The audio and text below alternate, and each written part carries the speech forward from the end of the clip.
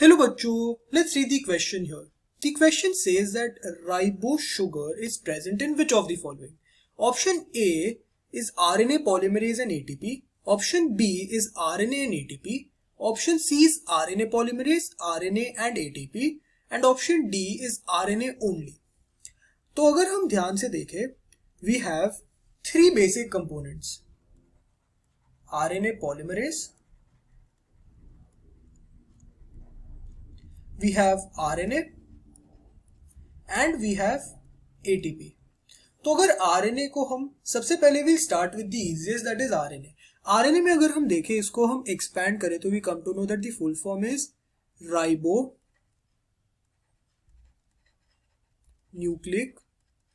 acid, जिसमें बेशक ribose forms your sugar backbone, or rather we can say sugar phosphate backbone. ATP क्या है?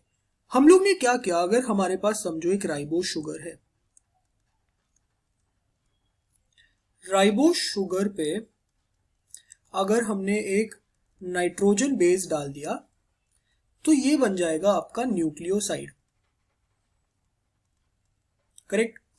यही न्यूक्लियोसाइड पे अगर हमने एक फॉस्फेट ग्रुप डाल दिया तो ये बन गया हमारा न्यूक्लियोटाइड.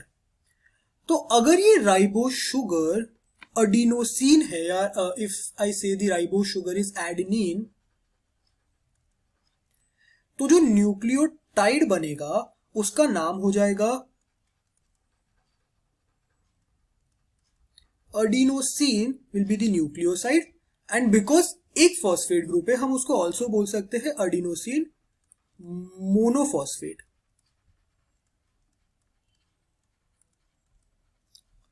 अभी एडेनिन से अगर एडिनोसिन मोनोफॉस्फेट बना, क्योंकि हम लोग ने इधर एक फॉस्फेट ग्रुप डाला है. लाइकवाइज अगर इधर हम 3 फॉस्फेट ग्रुप डालते तो जो प्रोडक्ट मिलता उसका नाम होता एडिनोसिन ट्राइफॉस्फेट. तो एडिनोसिन एक न्यूक्लियोसाइड है, and nucleoside plus phosphate obviously nucleotide होता है. और अगर 3 फॉस्फेट डाले तो एडिनोसिन ट्राइफॉस्फेट बनता है, और ये कुछ नहीं बल्कि आपका एटीपी है. सेम चीज अगर राइबोस की जगह हमारे पास डीऑक्सी राइबोस होता तो this would have become deoxy adenosine triphosphate. But अगर हम राइबोस शुगर से कर रहे हैं तो हमको एडिनोसिन ट्राइफॉस्फेट मिलेगा.